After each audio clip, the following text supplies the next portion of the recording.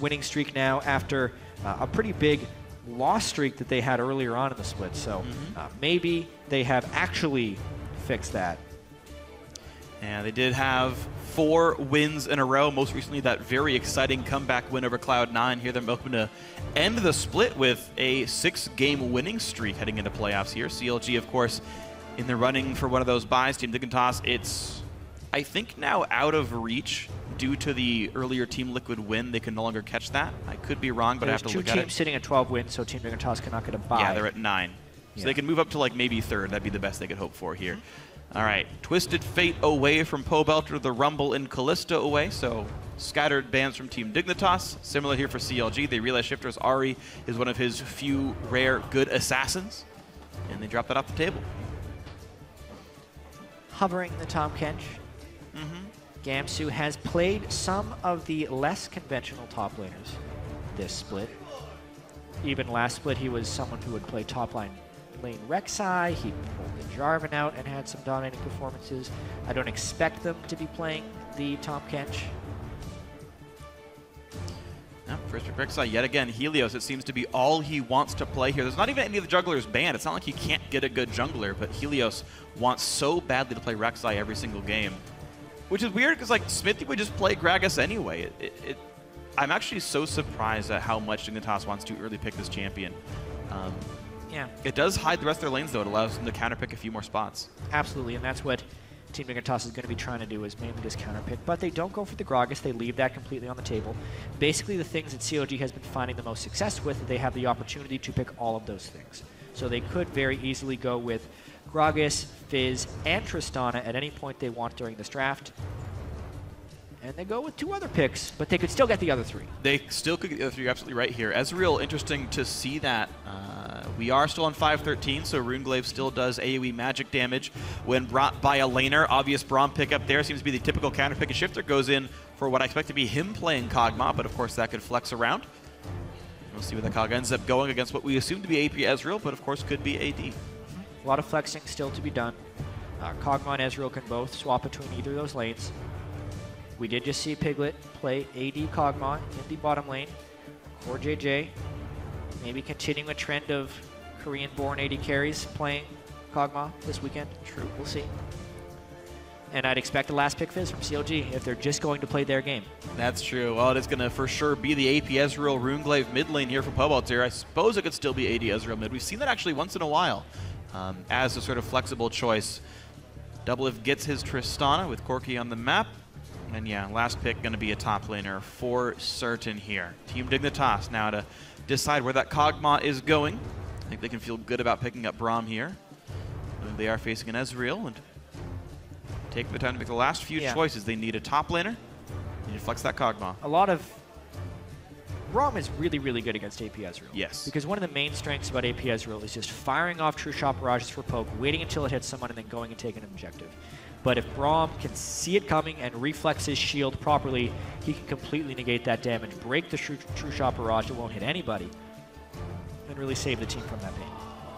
All right, yet again, we are going to see the attack damage Kog'Maw, the bot lane Kog'Maw, mid Lulu going to come through for Shifter.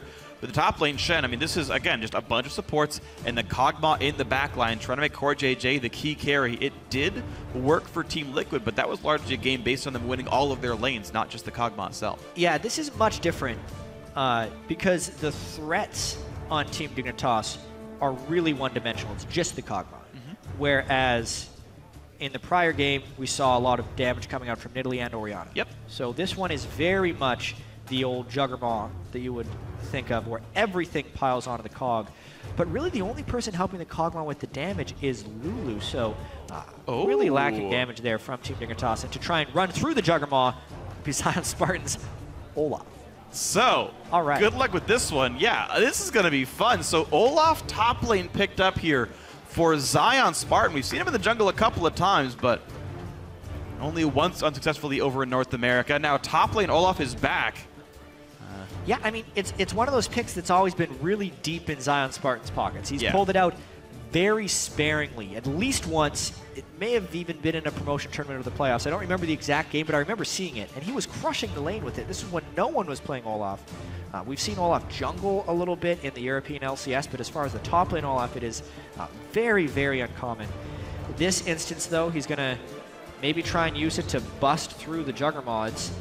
Interesting. Shen is a low-pressure laner, so Olaf would be able to farm against him. Yeah. I want to see how Zion Spartan pull this one off. It's actually weird to see what comp he was picked in. I mean, it's good against slows, of course, which, of course, there are many in the enemy team, but like he doesn't have a Lulu or a Karma or Norgot on the team. Yeah, he has no support from his teammates except for an Ezreal attack speed buff from his W, so interesting choice. Typically see Olaf picked with hastes. Right, exactly, and we'll see if that ends up biting Zion in the back here, but we'll see what happens. Of course, these are very good players, and so while the teams load into the game, head over to Twitter and send hashtag DIG win or hashtag CLG win to let us know if the Olaf will lose or win respectively. We'll check your votes in just a few minutes here, but attempting for a playoff by Counter Logic Gaming really want this one. Dignitas is looking for a better seed. Yep, and based on these team compositions, Core JJ has to go off in this one. Expect some defensive play by Team Dignitas early. They really have to split the lanes until they can get the Trinity Force onto Core JJ, and then they start forcing around objectives. For CLG, expect the lane swap game. Olaf is great in lane swapping situations. Trist also really wants those lane swaps. Did you know Olaf can full through the jungle without a potion? Yep. Pretty strong jungler. You're very, very low when you're doing so. Yeah, you're like really at a third at all times. You're maximizing your attack speed by staying low in the jungle. They didn't even respawn when you full clear. I think you need Smite to do that, though. I suppose. Yeah, the machete actually has a lot of regen and stuff. Yeah. Zion fighting Gams. By the way, Zion's going to win this fight by a lot. Yeah. But doesn't want to overextend. If he goes much farther, he'd have to burn Ghost to get away from Rek'Sai. So, deals some damage, feels good about himself. They walk away. I am curious to see how much damage Zion Spartan builds. Typically out of the jungle, we see him build almost full tank. But since the last time we saw top lane Olaf be common, he got a lot more attack damage ratios and a lot more lifesteal. And I want to know if it's going to be the old like 2012 full tank build or something more offensive. Yeah, specifically I'm expecting a fairly early Righteous Glory because he needs a way of getting himself into the fight. Once again, we normally see the Olaf with either a Sivir or a Lulu. Right. So, non-standard pick. Looks like the teams are kind of calling each other's lane swaps, though. Because no one got really deep wards, they mainly are just guessing at this. So there could be a mind game or a double mind game. Ends up both AD carries are on top lane. Yeah. Core JJ is alone. Yeah, and he expects to be lane swapped on because he's setting up a freeze right here and not doing a camp rather. I do think that Dignitas' 2-on-2 would be slightly stronger here. Just Alistar, I believe, is a bit weak into Braum. Gamsu Helios double jungling in the bottom side here. The same for Zion and Smithy, and in fact they will be taking equivalent risks as they go through the jungle. Match lanes, Australian meta here. Doubleth and Aframu have fully shared the Krugs, and they're into lane. Core JJ's alone for now. And we'll explain the joke, the Australian meta, because everything's upside down. Well, I mean, yeah, but we've made the joke so many times before that I think everyone knows it. I feel like we haven't used it in a long time. That's fair. It's been like the whole year. Maybe I just watch more OPL. Oh, Pobelter ignited at the very start. Shifter gets some decent damage down. He won't kill him outright, but I like getting the Ignite on cooldown early. Yeah, level 2 early from Shifter. Pobelter getting too greedy on the Ezreal, really just wanting to farm out those early lanes, but he gets himself pushed back early as possible. Recall. Wow, that's huge for Shifter. Definitely is. This is going to be all kinds of scary. And interestingly, Zion Spartan did not take enough jungle camps to get a ward for himself on his trek back to the lane, so also not a great amount of vision control. Could maybe be ganked later on by Gamsu and Helios without teleport. Meanwhile, the 2-on-2 actually quite good for CLG with Kiwi Kid showing up to the lane late. It allowed the early push lead for CLG, and we'll see what it looks like when the lane equalizes. CLG was also able to do the Krugs while Core JJ was freezing, so really everything CLG would want to happen in an actual 2v2 lane happens with this 2v2 lane in the top. It'll be interesting to see if CLG really just tries to bomb that turret over and over with Tristana, or if they swap back once they have a lead and try to get some dragon control. This is actually just really smooth by Smithy as well. He is already here ready to participate in a gank or counter gank if something does happen from this chain push. Realize he does not see Rek'Sai anywhere, and will just take the Scuttler. Helios had a defensive trinket ward, doesn't get invaded on. Looks like all is well on the top side of the map. This will be interesting. If Helios goes through this wall, he can get a pretty good gank angle. Even though the ward is there. And you know Smithy's coming around, so he recalls. Oh, he knows he went backwards try, though. And someone was paying attention. Oh, they pinged it wrong. he pinged like he was up in the brush, but the tremor sense showed him going to try brush. True. He'd also recalled, so maybe he was just postulating that he could have doubled back. That's true. Never know. Either way, CLG is playing none the wiser, because of course they have no idea Rek'Sai could have been there. Yeah, there were no deep wards yet by Smithy. He hasn't actually tracked Rek'Sai in any meaningful way. The trinket ward that was in river has timed out, and Scuttler can't really hope to track a champion that can jump walls. So here's the really strange thing. Yeah. About the mid lane CS. Shifter did such a good job pushing Pobelter back to lane at the very start of the game, but now the CS is back to even. For the most part, it's a bigger wave on Pobelter's side, so he can get these CS at the turret.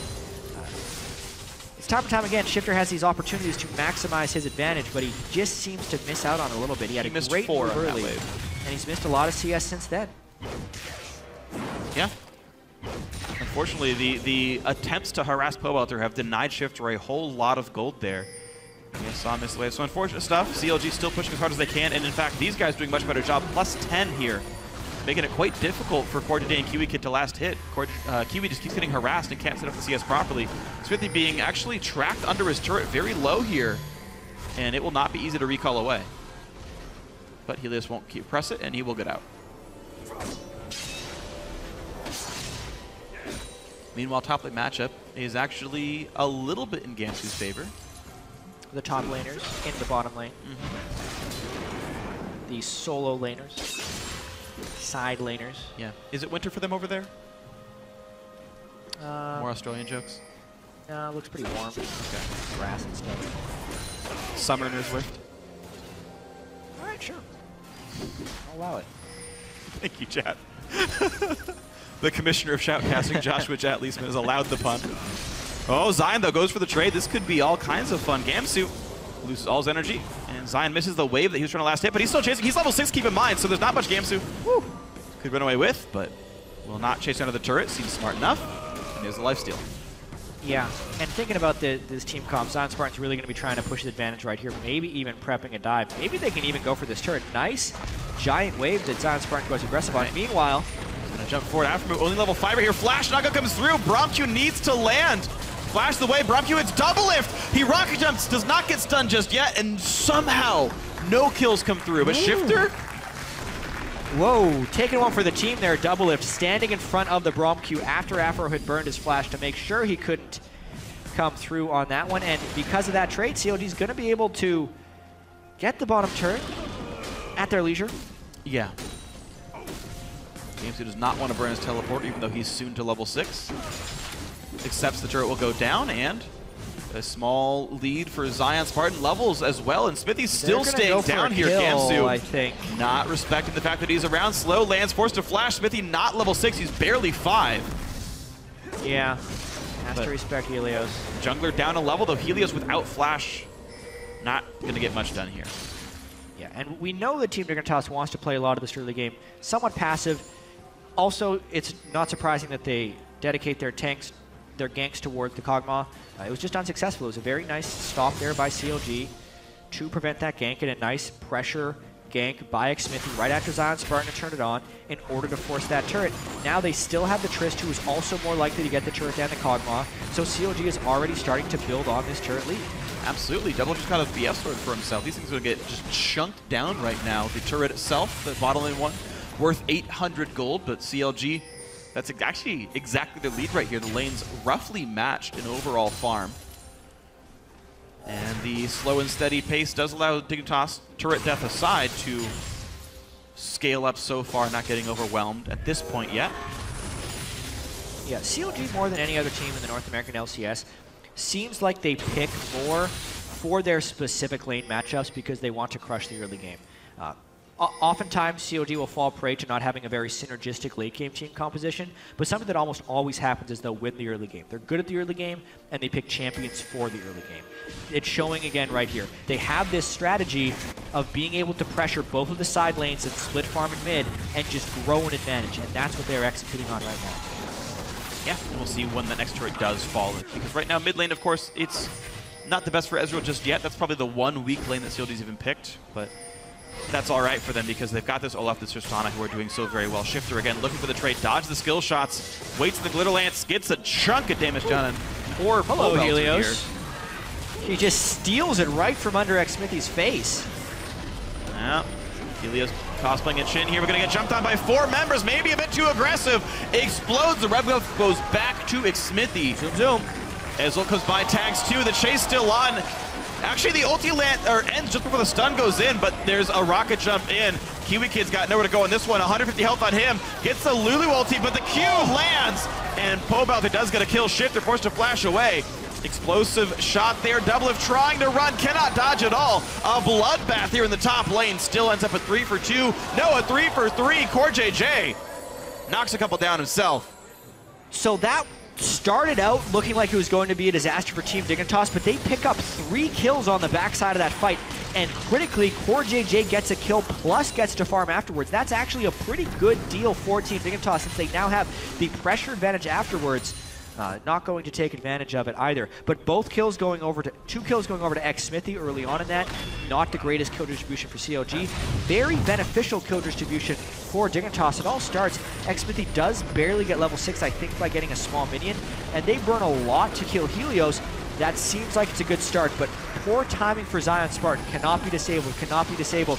Now he can be, and they stun him at just the right time so he can take down CoreJJ. Also, the exhaust is burned when CoreJJ would be retreating anyway, so it doesn't actually diminish his DPS. And then right here, CLG just splits focus. They all jump down to Shifter, where it was Doublelift and Zion who probably needed the assistance. It allows Gamsu to pick up a kill, and more split focus there with CoreJJ taking down Zion Spartan. So a skirmish that actually could have been in the favor of CLG ends up splitting with Dignitas.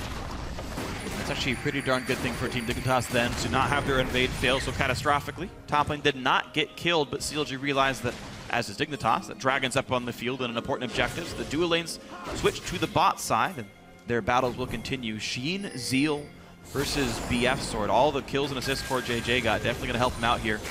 He was behind the matchup, but should be quite a bit better here. Yeah.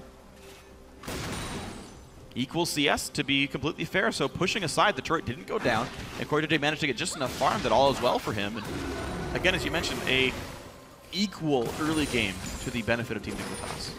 Yeah, mostly equal. Obviously, 1,400 gold lead is not to be scoffed at for sure, but because of the way the Juggernaut team composition wants to spike through in the mid game once the Trinity Force is completed, they are on their way to completing that Trinity Force, which is quite important. And it's going to be... Oh, now he has the Q, doesn't even try. Nice Shen to keep himself alive. No. One more hit, there it is, the Flash W. Little Lance misses as well, nice burst. Burned through everything.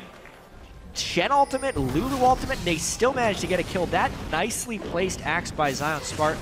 It seemed like one of these most ridiculous ganks of Olaf with no ghost coming to gank the mid lane, but it actually results in a kill and now a dragon. It's going to be all theirs. Aphromoo with the nice last hit with Alistar auto attacks. The Dragon number 1 is CLG, definitely nice. Dignitas now nothing to play for themselves. Their siege not the best with the deficit they've got so far. CLG a quick rotation down to the mid lane because, well, bots pushed in anyway. Some good damage coming through. Yeah.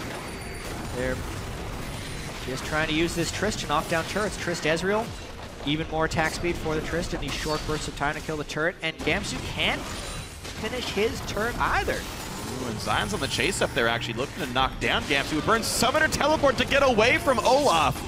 You can't stop the TP, but you can certainly make him leave. Well, now he's going to get the turret, so this is going to cost them either way, whether it's with the death or with the turret. Nicely done. Zion Spartan's counter pick certainly working out now. Going for Black Cleaver first, by the way. Might be tanked from there, but that'll give him the mobility. You talked about the fact that he needs to be able to move fast, and just throwing an axe will give you move speed with a Black Cleaver. So Zion will knock it down cleanly and securely. Max Q, max E second. Standard stuff, actually. It's typical for Olaf. Should be expected. Now the wave clear is starting to kick in for Pobelter with this Runeglaive. CLG is transitioning their early game. They're really wanting to try and build up this turret advantage. They just got to keep up on their rotations, make sure they keep the wave clear in the right place. And I do kind of want to call back to just the ridiculousness of the Olaf Ezreal gank synergy. They have like nothing that works together. They slow him once, no slows to set up the first axe, and it killed through a Lulu and a Shen. Like that really shouldn't happen. Lulu should be able to Whimsy herself. She should be saving that spell for the self-haste and just juke the first axe and most of the skill shots and never get killed. But Shifter gets punished pretty heavily by a very unexpected game. Well executed by Counter Logic Gaming. Blue buff going to be securely there as well. Goes to Pobelter. No risk there. Bot lane pushed in by Team Dignitas though, but there's reinforcements not far away. And that will mean not too much turret damage done. Have to be afraid of a flash pulverize. And a really odd teleport. They're going to have to close a lot of distance. Aphro's flash. He's already burned Ghost. They want this one. Flash pulverize comes in. Core today exhausted. A defensive Braum ulti, but they've got so much ground to cover before they reach safety. Axe explodes off of the Kiwi Kid shield, and that's going to be Core today going down. Kiwi Kid as well. Nice ulti in from Pobo to make sure it happens. And that's a time where splitting their focus really worked out well. Smithy knew they had the kill secured on Core JJ, made sure they'd be able to kill Kiwi Kid on the backside. And again, a nicely executed play by CLG that a lot of people wouldn't have necessarily saw. They don't have a home guard teleport, it's in the middle of a lane, but they knew that Aphromoo could close with flash to start the play, and they'd be able to collapse in afterwards because the distance can be closed by Zion Spartan's Ghost. So that play requires a lot of foresight just to see, and it didn't necessarily look like it could work, but because Team Dignitas was pushed up in that lane, it nets them a clean double kill. Absolutely the case, and it seemed to be just in time. Gamsu's ulti, I don't know if it was up or down, but it seemed like he was not able to or unwilling to use it there. Pobelter should not burn to death. Clears out part of the wave and all is well, but the mid lane matchup plus 30 minions for Pobelter here in a matchup that's supposed to be bad. He got pushed out of the lane at level 1. And is just absolutely having a better game here. Then Shifter, it seems like the Ahri ban, the Assassin's going away. Shifter is unable to really abuse Pobelter here. CLG now in a sizable lead. Yeah, Core JJ has completed his Trinity Force though, so if there is a time for Team Dignitas to come back, it would be around this point. Just the Morellonomicon though, for Shifter on Lulu. And really, Jay picks up an Info Wisp as well. But not that much power to even help with important shields. And still no turrets for Team Dignitas. They've been outlaned, which is the plan for CLG. Good plan. Yeah, good plan. Just outlane. Just win the early game, don't let them do anything, and then find really strong ganks. So far, so good. Zion Spartan gonna score Core JJ. He has no flash. Good luck with this one. Whiffs a couple auto attacks actually. Auto attack reset himself twice. Ulti on to run away. They interrupted Gamsu on the other side. They might be going for a kill. Oh, goodbye. Goodbye. He is dead. Double gets the kill. 7-3 in this one. Zion Spartan is now going to get dived though, and that's no chance at all for him. Core JJ does get the kill, his second of the game. Bot lane outer will take some severe damage, but CLG will knock down top. Yeah, I wonder how long CLG can push this, because if Team Dignitas commits to either the mid lane or the bottom lane push, they would actually sacrifice an inhibitor turret, so despite the death from Zion Spartan, they might not get anything out of it. I don't know if Core JJ Recall's going to mean anything anyway. This turret's going to be down no matter what. Jungler, mid laner, and support all heading up. CLG. Dangerous. They want to finish it so badly. All right, the Kog'Maw's around, but the Kog'Maw's not going to do anything in this fight whatsoever. Oh, TP comes in. Gamsu wants the flank. The double slow comes onto Aphromoo. CLG's outnumbered. Aphromoo has the ulti, though. He can take this forever. Pops it. He's going to run backwards. Forever is one thing. Actually, it's about 6 seconds. Gamsu lands the stun. The taunt double knockup comes through for Braum. Double's going to go down. Shifter gets the kill. They knocked out Aphro as well. Rush Hour going to have no sequel for a while now. And Team Dignitas able to push CLG out, and yet again we see that deep TP to catch the fight, to catch the kill in the duo lane. Yeah, all things considered, probably worth for CLG to pick up the extra 2 turrets, especially that they've now exposed an inhibitor 18 minutes into the game, and also didn't suffer any turret kills of their own, only because of that aggressive play where Team Dignitas forced back. Nice job by Team Dignitas to pick up 2 kills. Even better that Core JJ is now sitting on 3, so he's the guy who needs to power up. If we look at this one more time, nice. Really jumping in to get the vision and knocking that one away. Honestly, if the whole plan, though, was to actually kill the turrets, get that guy out of there. The kill is better for the gold, obviously. Unfortunately, Zion Spartan died on the other side. But now, no ultimate on Aphro. He's... Yeah, Dragon's up. So you're right, low tank stats, Trinity Force, plenty fine for Core JJ here.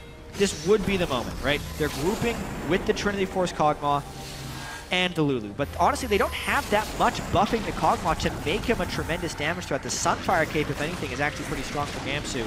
It'll be interesting to see if they can split focus on this fight properly. That is CLG to disrupt this. Double Lift is actually pushing mid. I wonder if they give this up. Team makes a different call. Now they go in. They can try for the steal here. Smithy has done it before. He looks Nice for block. it, gets the smite. Nicely done pickup there. He just didn't even smite at all himself. Smithy, though, close to it. One more ult will do it. Gonna land the tag. No, it's not enough damage. And here's the engage. Afro knocks up 4. He's in the middle of that team. Pops the ulti. Bunch of damage comes through. 2 picked up already. Shifter and Core JJ the next in line. There's the 3rd. Here comes the 4th. Bunny hops everywhere. And a double kill for both the top laner and AD carry of CLG. That did not go well for Team Dignitas. Not only was the Dragons smote away, but they also go down 4-0. Even though Kiwi Kid put up the proper block for the Ezreal ultimate. So one nice move there by Team Dignitas getting the block, but the rest of the fight was just dominated by CLG. Amazing re-initiation by Afro. I think he got a 4-man pulverize in the middle of that, which comboed just so well with Zion Spartan running in there, somehow being effective without any extra hastes on a damage-heavy Olaf. Yeah, Hexbreaker second, also nice stuff here. So a ton of attack damage for him, enough take stats, I suppose. It's a Gnar type build, essentially. And yeah. So far, that's working here. Top lane turret goes down unassisted, so only 625. Yeah, one nice thing about the Black Cleaver is the Olaf axe flying through will also shred, so Trist can do more damage. So he gets the shred very early on. Look at the giant group. First disengaged, but then Team Dignitas wants to keep fighting. One of the problems here is the only real damage dealer is that Kog'Maw, but he's really not that powerful yet. 4-man flash pulverize. They get Core JJ into a place where he can't really deal maximum DPS. He has to kite back while in the middle of this fight. The rest of Team Dignitas is picked off because CLG has a multitude of threats, and the threat has been shut down on the side of Team Dignitas. Really nice fight, and cannot quite steal away the B-Ball.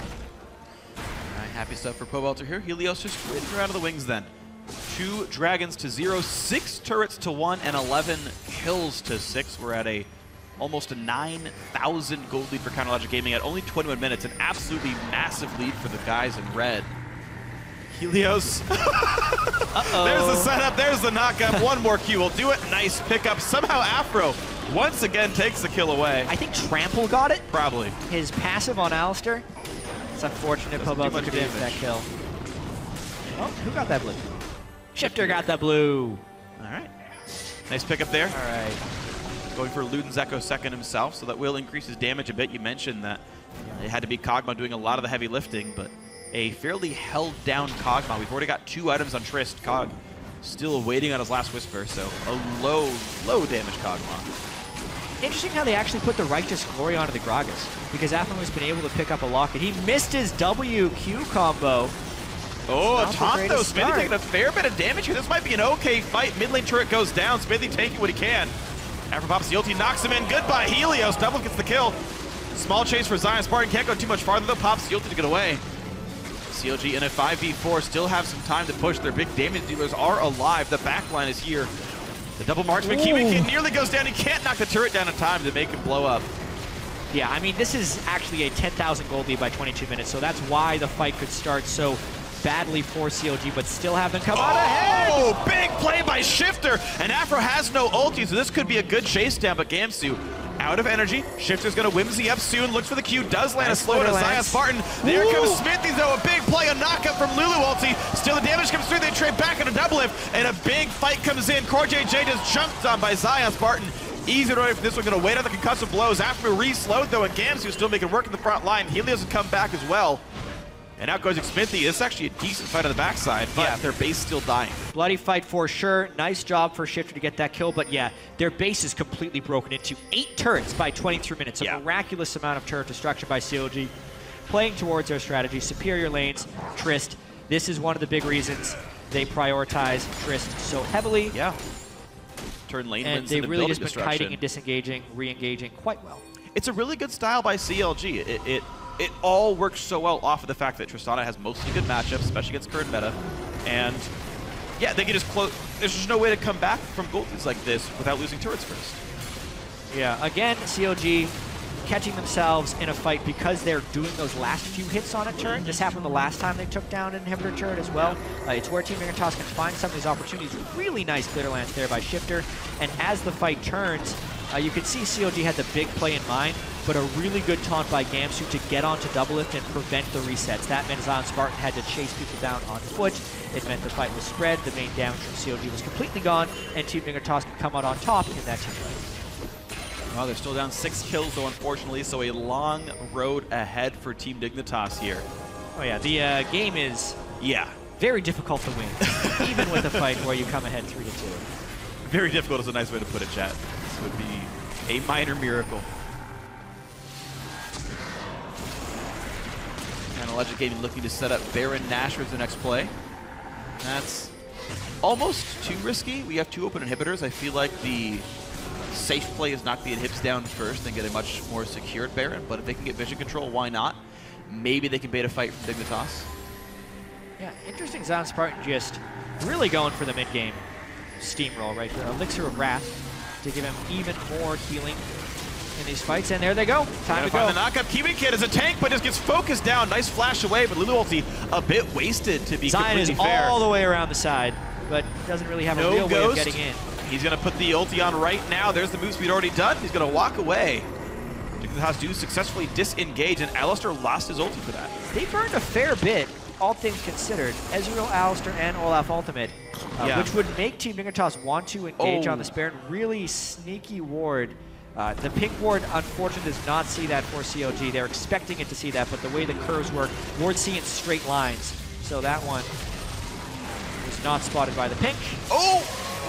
No crit. There's the crit. Doublelift gets him down. The red buff slow definitely helped a whole lot. And actually, yeah, to explain the vision, I learned about this a couple months ago. The center of your model is what looks out, but it can see the edge of another model.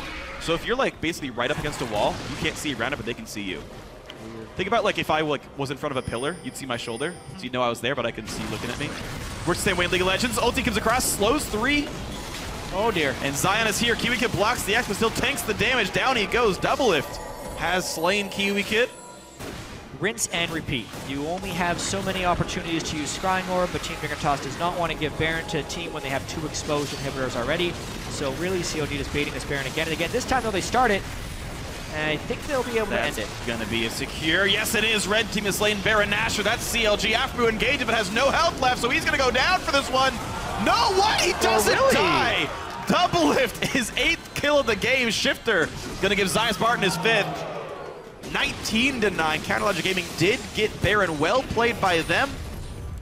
If I remember correctly, Zion Spartan actually picked Olaf in the top lane against a top lane Lulu back in the day. So he is familiar with that matchup, even though they're not specifically in lane. And that's one of the reasons he could run down Shifter right there, using his Ragnarok to negate the slows of the Lulu. And once he lands the axe, he's negating the haste as well.